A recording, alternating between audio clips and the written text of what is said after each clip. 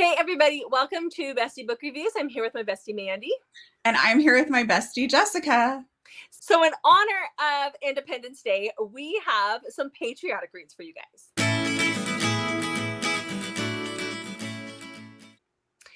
We should have lit off fireworks or something. You really want to light off fireworks in the house? Buy our books? That was a horrible idea.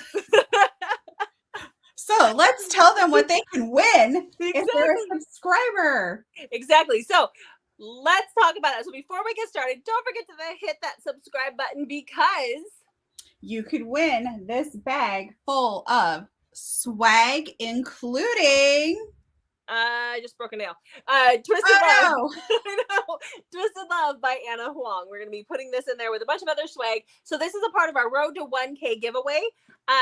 Make sure that you follow us. This is our 500 level. Yes. So make sure that you are subscribed, and then you get an extra entry when you follow us on Instagram, which is linked down below. So when we hit 500 subscribers, we'll be doing that drawing. All right, Jessica, let's talk about our patriotic reads. Do you want to go first? Sure, I can go first. Okay. Here you go. So, thank you. So the first book that I have is by Casey Lynn. This is Fighting Temptation. So this is about Jackson and Julia. This is the book 1 in her Men of Honor series. So Jackson and Julia meet when they're young. He kind of comes from the wrong side of the tracks and she's the little goody two shoes, but they become friends and it works for them. They are best friends. And when the book starts out, we see them the night before Jackson leaves for the military. And I think he's leaving for boot camp, and they're at a bonfire and they realize that they have feelings for each other. And so when he comes home, he has a little short furlough before he gets deployed after boot camp. And so she goes to his graduation and they end up having sex. She gives him her virginity. And then he goes into the military and she doesn't hear or see him forever. Like I think it's 5 years later when he comes back into town. Now he says he would do anything for Julia, and that's even staying away from her. But during these 5 years that he is gone, there is something that happens when he is in Iraq, and it damages him emotionally, and there's parts of his body that are damaged as well. And so when he comes back into the small town where they live, he's not necessarily the same as he was before he left. And she has some things going on in her life as well. She has some people that she's been dating, but she also has some other things that are happening. And so this is their story. It's one of the very first military romances I read, and I read it 3 years ago, so it's been a while since I read it, but it still stands out. Like it still sticks with me. I loved their story. What was the name of your book? Fighting Temptation. Why? Because because my book sounds almost exactly like yours. Oh, but it's not by Casey Lynn. No, it's not. But I was like, did I not hear what she said? So that's why I was like, what was the name? Mm-hmm. All right. Okay. So what's your first book? I'm sure mine's different, but just a lot of what you were saying sounded the same. Okay. My name is my name is what? Oh my gosh. Okay, my book is When the Stars Fall by Emery Rose, and this is about Lila and Jude. And Lila's family and Jude's family live by each other, and they grow up together. And so Jude becomes like her everything, basically, because some things happen in her life, and Jude and his family become like kind of her ground, her rock. So when they are teenagers, they develop a relationship, and Jude goes off and joins the army because that's what he always knew he was going to do. He was going to go into the military. So he goes off. They maintain their relationship. When he comes back, though, some things have happened, so he's no longer the same. And he really, really struggles with this. He could have also been in our video of Broken and Damaged Heroes because he comes back and he just can't adjust. And she wakes up one day to a note that says, "I'm sorry, I can't do this." And he disappears from her life and his family's life for 6 years, Jessica. Man, oh man. And then he comes back. But things are much, much, much too complicated when he comes back. Gotta read it. Okay. All right. What is it with these military guys leaving for years and then coming back to complications? I don't know. You think they'd learn after the first book? Maybe the second book. So, all right. So my next recommendation is Unbreak My Heart by Jacqueline. Sorry, it's Nicole Jacqueline. This is about Kate and Shane. So Kate's aunt and uncle I think it was her aunt and uncle. Her parents were foster parents as well as her aunt and uncle. And I believe Shane was a foster kid to her aunt and uncle when they were young. She was, adolescent age, and then he was in his late teens when he comes in. So Shane has had a hard life. But they have a connection. First, they're good friends, and then she develops a little bit of a crush on him. But when she goes off to college, on her first trip home, she brings her roommate and new best friend. And when he meets her, they fall head over heels in love, the best friend, and end up getting married. So this book starts out like 10 years later, and Shane is in the military, and he is just getting home from deployment, and his wife is pregnant with baby number 4. And they are at a like a little show, like the Kate sings, and so they're at like a little coffee house where she's singing that night. And so something happens before he gets deployed again. Like, he's gonna get deployed again. He's just home really for a short period of time for baby number 4. So a tragedy strikes, and she loses her best friend. Something happens, the best friend passes away, baby survives. So while he's been deployed all these years, she has been there for her best friend. She has helped raise these kids because he's gone a lot. And so when the wife dies, she's still there with these kids, and he's wanting to shut her out. And she's like, wait a minute. I was always here for these kids. Like, these are my kids too. It feels like they're my kids, but I have no I have no authority. Like, there's nobody's gonna be like, oh yeah, you get custody of them, because it doesn't work that way, because he and her don't get along at this point in time.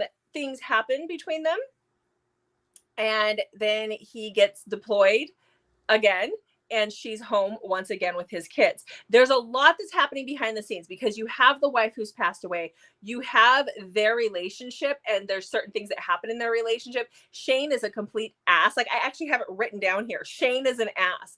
Like, there's things that happen, but this is a beautifully emotional book. Like, it was so good, like so good. I loved this story. Okay, my next recommendation is Before the Lie by Kade Robichaud. This is about Vi and Corbin. Vi is like the ultimate definition of a socially awkward girl. She discovered rock climbing, but like gem rock climbing, several years ago, and this is what she spends her days doing. So her mom drives her to the gym, and she spends like her entire day there rock climbing. She's 18 and really has to start thinking about like her future, but rock climbing is all she wants to do. It's where she's found her groove. So this is where she lives. That probably doesn't sell this book very well, but I'm just painting the picture of the type of person she is. She's not like horrible though, so that makes her sound like she's awful. But anyway, bear with me. So Corbin is your hot, hunky military guy, and he is stationed not too far away, and he comes into the rock climbing gym. And because Vi spends so much time there, she often helps people learn how to rock climb and gets them ready. She actually works there as well. So she gets assigned Corbin, and Corbin has like some major insta lust, like maybe even insta love for her. And he doesn't mind that she's socially awkward. So the two of them start a relationship. Things are going well before the lie. Okay. Yeah. Okay. Kade Robichaud is a good author. I've only read one of her books, but I see a lot of her TikToks. But the one that I did read, I liked. Yeah, this was a great book. Okay. All right, so my next read is a little different. I went for a little bit of a different spin on this one. So this one is A Wilderness Within by Emma Castle.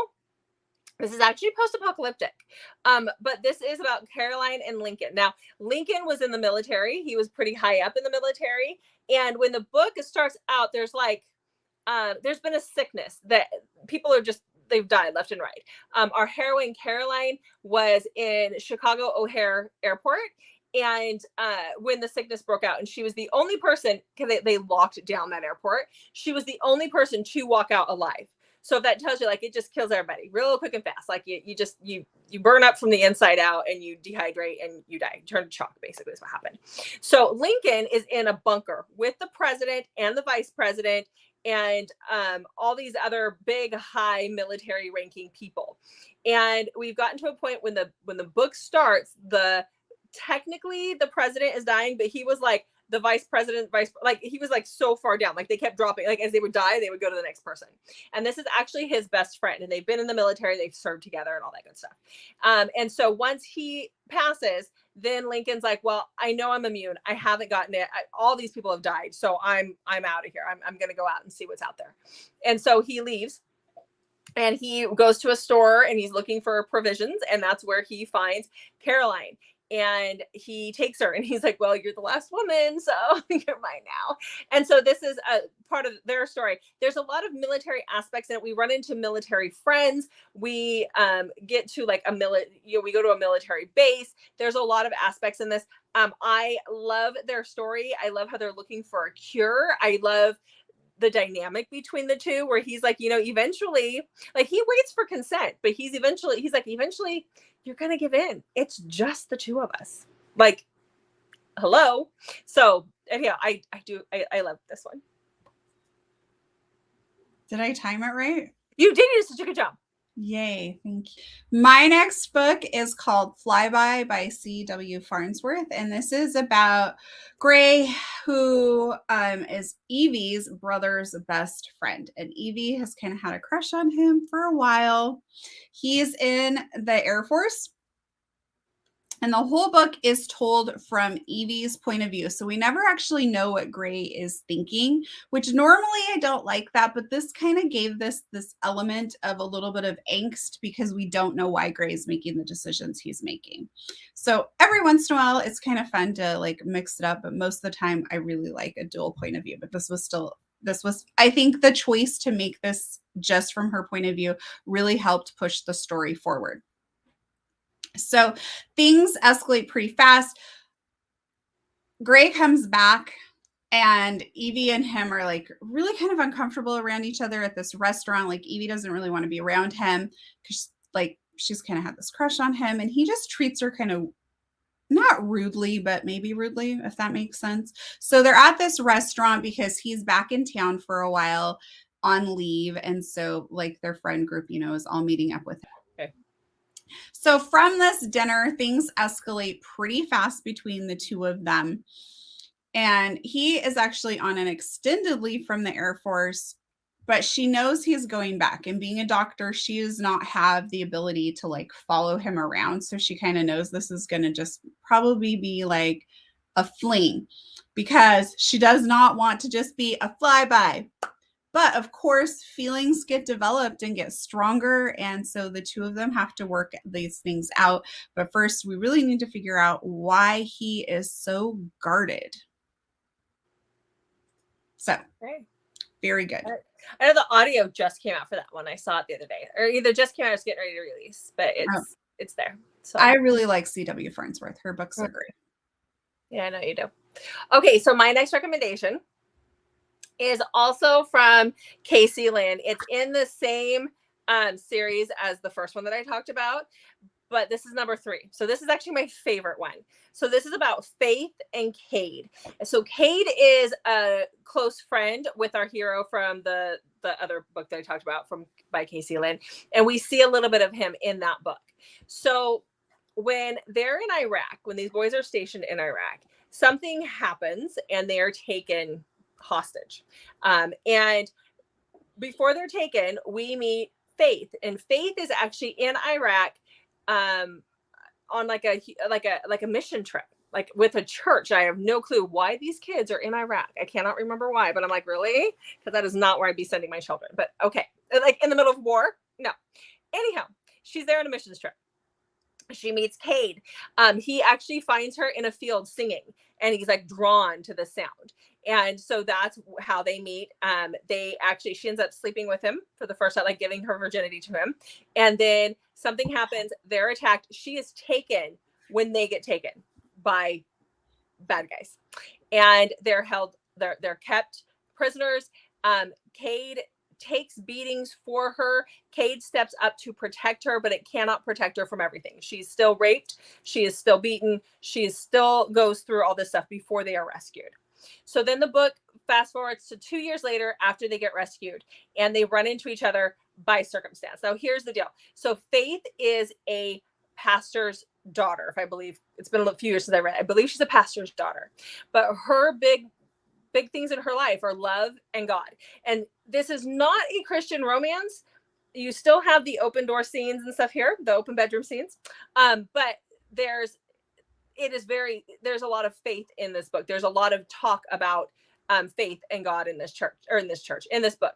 Kade has that. Those are the things that he hates. He went through something as a teenager. He lost someone extremely important to him, and it was because of someone who proclaimed to be a man of God who did horrible things. And so he's very jaded by all of that. But he has this connection with faith. And so it's their sort of like, can they work around? Like, can they get through the trauma of what happened to them when they were in Iraq? But also, like, can he get past the fact that she lives for God, and she lives for, she wants to be in love, and she's all about loving everyone. So, that's their story. So I love this. My last read is The Last Letter by Rebecca Yarros. Oh, if you are looking for an angsty, emotional read, this is the book for you. I do want to warn you, though, there are some triggers for this book. I don't want to give anything away, but if you're thinking like, oh, someone dies military related, yes, that does happen, but there are some other really big things in here for some triggers. So check triggers if you think you might have some. So this is about Ella. Ella gets married when she's 19, and she falls pregnant with twins. And as soon as she knows she's pregnant with twins, husband bails on her. So her grandma really helps her out, and then her grandma passes away. So now Ella is about 24. She has 5-year-old twins, and she is running the resort that she inherited from her grandma called Solitude. And so her life is pretty busy, but there's a lot of things going on with one of her kiddos that is the focus in this book. And it gets very emotional. So her brother, Ryan, who she's very close to, is in the military, and she writes to him, and he asks her to write to his buddy, Beckett, who is known as Chaos, who doesn't have anybody to write to. So her and Chaos write back and forth, and then Ryan dies. This happens pretty quick in the book, but there's flashbacks throughout the book of things that have happened as well. So Ryan's last letter is to Beckett, or Chaos, asking him to please get out of the military and go home and help his sister, because his sister is battling something and she really needs somebody to be there for her. So he does that. He gets out and he goes back to help her. So this is their story.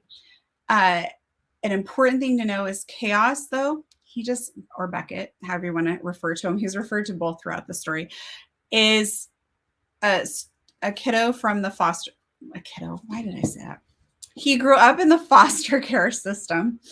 And so he just really feels unworthy of love, which kind of presents a challenge to their relationship.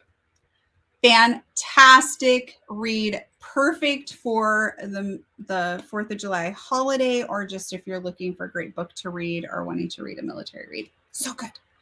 Rebecca Yarros is a great author. I'm actually reading her newest book right now that like everybody's reading, The Fourth Wing. Oh yeah, I've seen that out.